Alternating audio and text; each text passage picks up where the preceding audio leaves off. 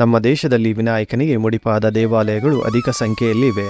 ವಿನಾಯಕನಿಗೆ ಗಣಪತಿ, ಗಜಮುಖ, ವಿಘ್ನನಾಶಕ, ವಿಘ್ನೇಶ್ವರ, ಗಣೇಶ ಎಂಬ ಹಲವಾರು ಹೆಸರುಗಳಿಂದ ಕರೆಯುತ್ತೇವೆ.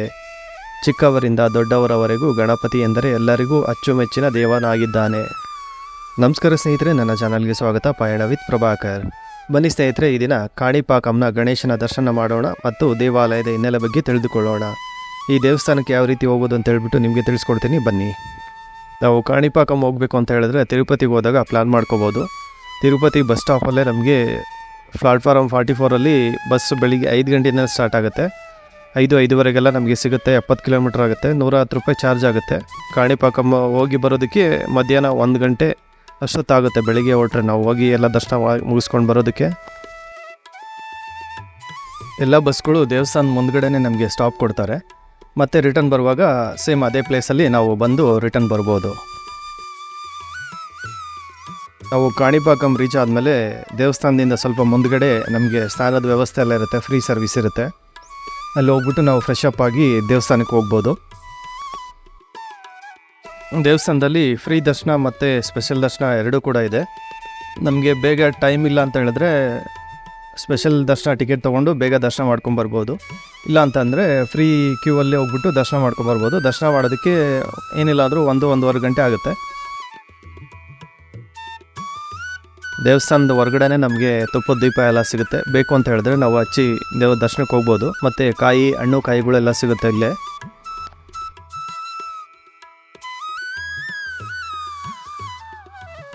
ದೇವಸ್ಥಾನದ ಒಳಗಡೆ ಮೊಬೈಲ್ ಅಲೋ ಮಾಡಲ್ಲ. ನಾವು ಕ್ಯೂವಲ್ಲಿ ಹೋಗ್ತಾ ಇರುವಾಗ ಅಲ್ಲಿ ಕಲೆಕ್ಟ್ ಮಾಡ್ಕೊಳ್ತಾರೆ. ಮತ್ತು ದರ್ಶನ ಆದಮೇಲೆ ಹೊರಗಡೆ ಬಂದು ದೇವಸ್ಥಾನದ ಆಪೋಸಿಟೇ ಇದೆ ಮೊಬೈಲ್ ಕೌಂಟ್ರು, ಅಲ್ಲಿ ಬಂದು ನಾವು ಕಲೆಕ್ಟ್ ಮಾಡ್ಕೋಬೇಕಾಗುತ್ತೆ. ಒಂದು ಮೊಬೈಲ್ಗೆ 10 ರೂಪಾಯಿ ಚಾರ್ಜ್ ಮಾಡ್ತಾರೆ. ಬನ್ನಿ ಸ್ನೇಹಿತರೆ, ಈಗ ಕಾಣಿಪಾಕಂ ಗಣೇಶನ ಬಗ್ಗೆ ಹಿನ್ನೆಲೆ ಬಗ್ಗೆ ತಿಳಿದುಕೊಳ್ಳೋಣ. ಕಾಣಿ ಎಂದರೆ ತೇವಾಂಶ ಉಳ್ಳ ಭೂಮಿ, ಗದ್ದೆ. ಪಾಕಂ ಎಂದರೆ ಆ ಪ್ರದೇಶಕ್ಕೆ ಹರಿಯುವ ನೀರು ಎಂದರ್ಥ. ಕಾಣಿಪಾಕಂ ಎಂದರೆ ತೇವಾಂಶ ಉಳ್ಳ ಭೂಮಿಗೆ ಹರಿದ ನೀರು ಎಂದರ್ಥ. ಕಾಣಿಪಾಕಂಗೂ ಗಣೇಶನಿಗೂ ಸಂಬಂಧವೇನು ಎಂಬುದನ್ನು ಕೆದಕಿದರೆ ತೆಗೆದುಕೊಳ್ಳುವುದು 1000 ವರ್ಷಗಳ ಹಿಂದಿನ ಕತೆ. ಈ ದೇವಾಲಯವಿರುವ ಪ್ರದೇಶದಲ್ಲಿ ಸಹಸ್ರ ವರ್ಷಗಳ ಹಿಂದೆ 3 ಸಹೋದರರು ಕೃಷಿ ಮಾಡುತ್ತಿದ್ದರು. 3 ಸಹೋದರರು ವಿಶೇಷ ಚೇತನರು. ಓರ್ವನಿಗೆ ದೃಷ್ಟಿದೋಷ, ಮತ್ತೋರ್ವ ಸಹೋದರನಿಗೆ ಕಿವಿಯ ಸಮಸ್ಯೆ, ಇನ್ನೋರ್ವನಿಗೆ ಮಾತು ಬರುತ್ತಿರಲಿಲ್ಲ. ವಿಹಾರಿಪುರಿ ಗ್ರಾಮದಲ್ಲಿ ಜೀವಿಸುತ್ತಿದ್ದ ಈ ಸಹೋದರರು ಕೃಷಿ ಮಾಡುತ್ತಿದ್ದಾಗ ಬಾವಿ ಬತ್ತಿರುವುದು ಗಮನಕ್ಕೆ ಬಂದಿತು. ಓರ್ವ ಬಾವಿಯೊಳಗೆ ಇಳಿದು ನೀರಿಗಾಗಿ ಮತ್ತಷ್ಟು ಆಳ ಕೊರೆಯುವುದಕ್ಕೆ ಪ್ರಾರಂಭಿಸಿದ. ಕೆಲಸ ಪ್ರಾರಂಭ ಮಾಡುತ್ತಿದ್ದಂತೆಯೇ ನೀರು ಸಿಕ್ಕಿತು. ಆದರೆ ಕಾಮಗಾರಿಗೆ ಬಳಸಿದ್ದ ಉಪಕರಣಕ್ಕೆ ನೀರಿನಲ್ಲಿ ಮತ್ತೊಂದು ವಸ್ತು ಸ್ಪರ್ಶವಾದಂತೆ ತಿಳಿಯಿತು. ನೋಡುತ್ತಿದ್ದಂತೆಯೇ ಆ ಘನವಸ್ತು ಮೇಲಕ್ಕೆ ಬಂದಿತು. ಅಷ್ಟೇ ಅಲ್ಲ, ಆ ಪ್ರದೇಶದಲ್ಲಿ ರಕ್ತದ ಮಡು ಕಾಣತೊಡಗಿಸಿತು. ಈ ನಡುವೆಯೇ ಸಹೋದರರ ಅಂಗವೈಕಲ್ಯವೂ ಮಾಯ. ಈ ಸುದ್ದಿ ಊರಿಗೆಲ್ಲ ಹರಡುತ್ತಿದ್ದಂತೆಯೇ ಜನಸ್ತೋಮ ಆ ಪ್ರದೇಶಕ್ಕೆ ಹರಿದು ಬಂದಿತು. ಏನು ಆಶ್ಚರ್ಯ, ಆ ಪ್ರದೇಶದಲ್ಲಿ ಗಣಪತಿಯ ವಿಗ್ರಹ ಉದ್ಭವವಾಗಿದೆ.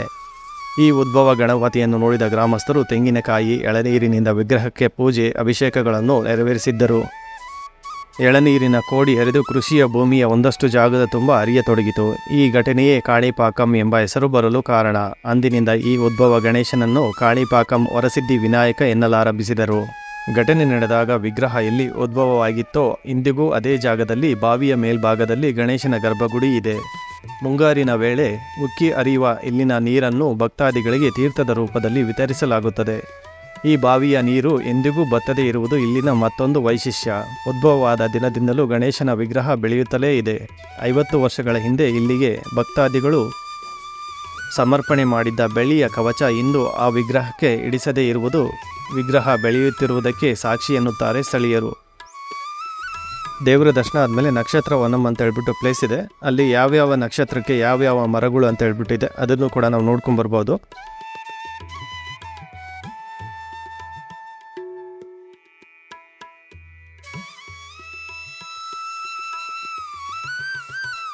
ಸ್ನೇಹಿತರೆ, ಈ ಮಾಹಿತಿ ನಿಮಗೆ ಇಷ್ಟವಾದಲ್ಲಿ ಲೈಕ್ ಮಾಡಿ, ಚಾನಲನ್ನು ಸಬ್ಸ್ಕ್ರೈಬ್ ಮಾಡಿ ಹಾಗೂ ಫ್ಯಾಮಿಲಿ ಫ್ರೆಂಡ್ಸ್ ಜೊತೆ ಶೇರ್ ಮಾಡಲು ಮರೆಯದಿರಿ.